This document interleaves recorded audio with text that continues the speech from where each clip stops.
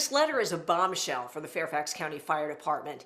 It's written by the woman who was brought in to help women achieve equality, to be treated fairly, and to not feel like sex objects. That woman has now resigned her position in a scathing letter to the fire chief. Take a listen. This is written by Kathleen Stanley, who is one of only 3 battalion chiefs in the Fairfax County Fire Department. Those are the top highest positions that women have in the fire department. And take a look. First of all, she says, "Dear Chief Bowers, she would like to formally submit her resignation as Women's Program Officer." That's the office she was tapped to lead, to help bring about change and change the culture so that women feel equal and are treated equally in the department. Here's what she says. "This position is for show with no legitimate authority, respect, or value.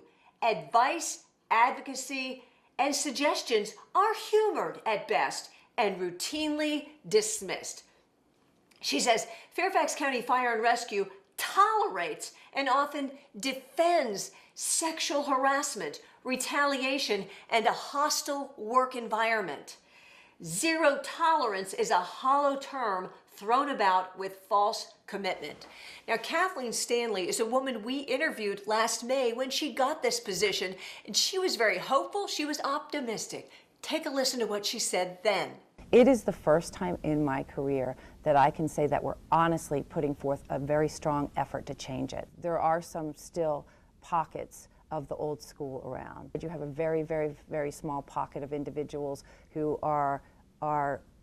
don't buy into what we're trying to sell. Now it's 8 months later, and Kathleen Stanley has thrown in the towel saying, enough. You guys aren't serious about this position. In her letter, she lists different examples of what she means. She says that the DFC, that's Deputy Fire Chief, threatened postpartum women with discipline if they did not report to HQ while on FMLA to sign a superfluous piece of paper violating county rules and regulations.